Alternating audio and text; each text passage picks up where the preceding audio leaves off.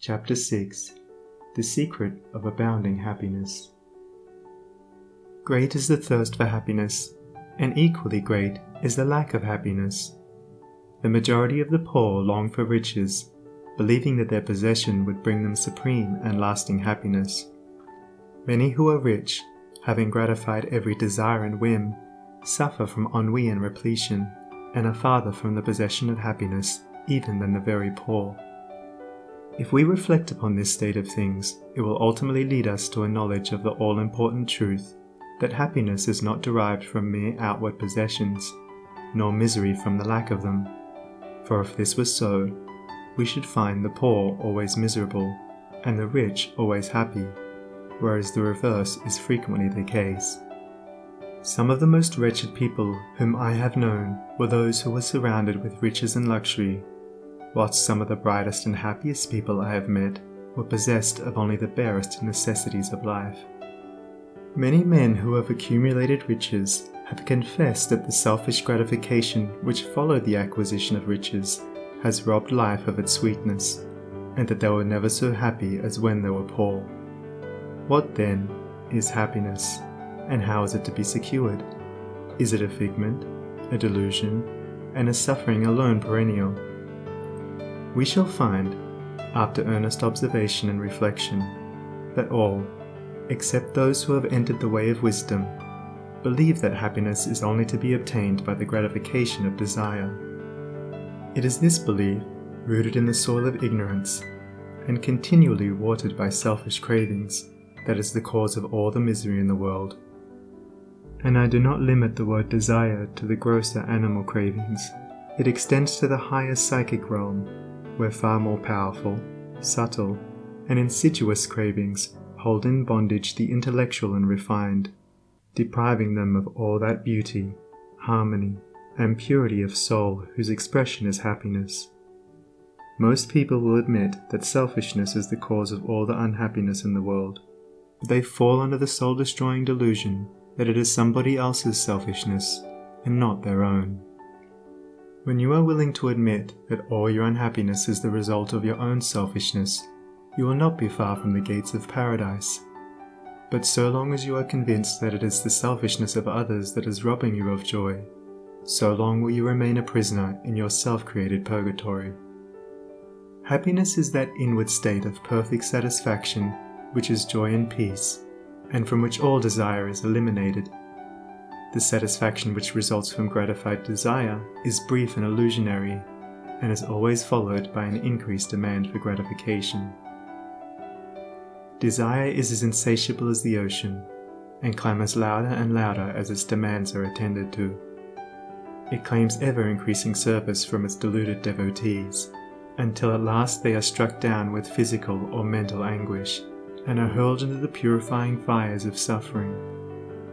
Desire is the reign of hell, and all torments are centered there. The giving up of desire is the realization of heaven, and all delights await the pilgrim there. I sent my soul through the invisible, some letter of that afterlife to spell, and by my soul returned to me, and whispered, I myself am heaven and hell. Heaven and hell are inward states. Sink into self and all its gratifications, and you sink into hell. Rise above self into that state of consciousness which is the utter denial and forgetfulness of self, and you enter heaven. Self is blind, without judgment, not possessed of true knowledge, and always leads to suffering. Correct perception, unbiased judgment, and true knowledge belong only to the divine state, and only insofar as you realize this divine consciousness can you know what real happiness is. So long as you persist in selfishly seeking for your own personal happiness, so long will happiness elude you, and you will be sowing the seeds of wretchedness. Insofar as you succeed in losing yourself in the service of others, in that measure will happiness come to you, and you will reap a harvest of bliss. It is in loving, not in being loved, the heart is blessed. It is in giving, not in seeking gifts, we find our quest. Whatever be thy longing or thy need, that do thou give, so shall thy soul be fed, and thou indeed shalt truly live. Cling to self, and you cling to sorrow. Relinquish self, and you enter into peace. To seek selfishly is not only to lose happiness, but even that which we believe to be the source of happiness. See how the glutton is continually looking about for a new delicacy wherewith to stimulate his deadened appetite, and how bloated, burdened, and diseased, scarcely any food at last is eaten with pleasure. Whereas, he who has mastered his appetite, and not only does not seek, but never thinks of gustatory pleasure, finds delight in the most frugal meal. The angel form of happiness, which men, looking through the eyes of self, imagine they see in gratified desire, when clasped is always found to be the skeleton of misery. Truly, he that seeketh his life shall lose it, and he that loseth his life shall find it. Abiding happiness will come to you when, ceasing to selfishly cling, you are willing to give up. When you are willing to lose, unreservedly, that impermanent thing which is so dear to you, and which, whether you cling to it or not, will one day be snatched from you, then you will find that that which seemed to you like a painful loss turns out to be a supreme gain. To give up in order to gain, than this there is no greater delusion, nor no more prolific source of misery. But to be willing to yield up and to suffer loss, this is indeed the way of life. How is it possible to find real happiness by centering ourselves in those things which, by their very nature, must pass away? Abiding in real happiness can only be found by centering ourselves in that which is permanent. Rise, therefore, above the clinging to and craving for impermanent things, and you will then enter into a consciousness of the eternal.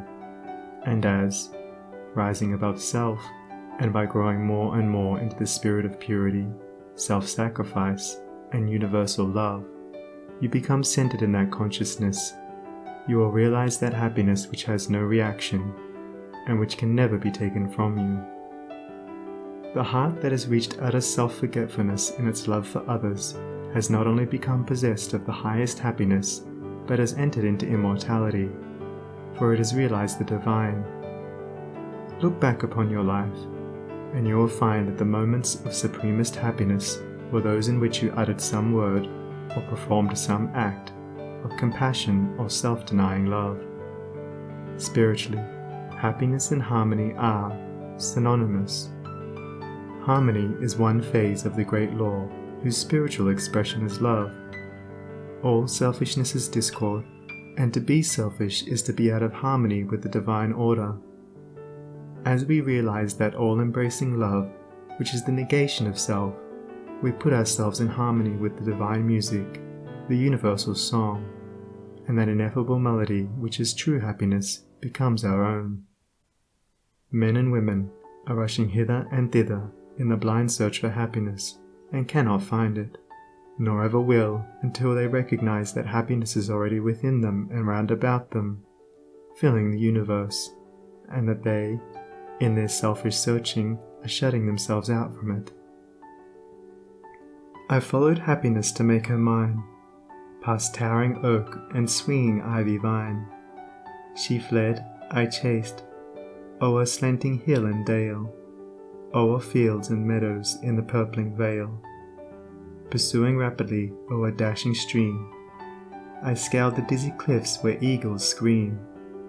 I traversed swiftly every land and em, but always happiness eluded me. Exhausted, fainting, I pursued no more, but sank to rest upon a barren shore. One came and asked for food, and one for alms. I placed the bread and gold in bony palms. One came for sympathy, and one for rest. I shared with every needy one my best. When lo, sweet happiness, with form divine, stood by me, whispering softly, I am thine. These beautiful lines of Burleigh's express the secret of all abounding happiness. Sacrifice the personal and transient, and you rise at once into the impersonal and permanent. Give up that narrow, cramped self that seeks to render all things subservient to its own petty interests, and you will enter into the company of the angels, into the very heart and essence of universal love. Forget yourself entirely in the sorrows of others and in administering to others, and divine happiness will emancipate you from all sorrow and suffering. Taking the first step with a good thought, the second with a good word, and the third with a good deed, I entered paradise. And you also may enter into paradise by pursuing the same course. It is not beyond, it is here. It is realized only by the unselfish. It is known in its fullness only to the pure in heart. If you have not realized this unbounded happiness, you may begin to actualize it by ever holding before you the lofty ideal of unselfish love, and aspiring towards it. Aspirational prayer is desire turned upward. It is the soul turning toward its divine source, where alone permanent satisfaction can be found. By aspiration, the destructive forces of desire are transmuted into divine and all-preserving energy. To aspire is to make an effort to shake off the trammels of desire. It is the prodigal made wise by loneliness and suffering, returning to his Father's mansion. As you rise above the sordid self, as you break, one after another, the chains that bind you, you'll realize the joy of giving, as distinguished from the misery of grasping. Giving of your substance, giving of your intellect, giving of the love and light that is growing within you. You will then understand that it is indeed more blessed to give than to receive, but the giving must be of the heart without any taint of self, without desire for reward. The gift of pure love is always attended with bliss. If, after you have given, you are wounded because you are not thanked or flattered, or your name put in the paper, know then that your gift was prompted by vanity and not by love, and you are merely giving in order to get, were not really giving, but grasping. Lose yourself in the welfare of others. Forget yourself in all that you do. This is the secret of abounding happiness.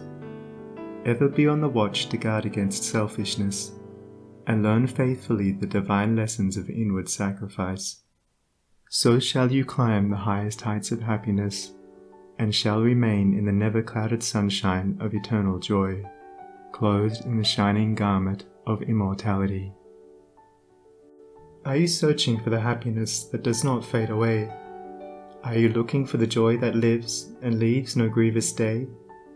Are you panting for the waterbrooks of love and life and peace? Then let all dark desires depart and selfish seeking cease. Are you lingering in the paths of pain, grief-haunted, stricken sore? Are you wandering in the ways that wound your weary feet the more? Are you sighing for the resting place where tears and sorrows cease? Then sacrifice your selfish heart and find the heart of peace. End of Chapter 6. Recording by Sunny Abdullah.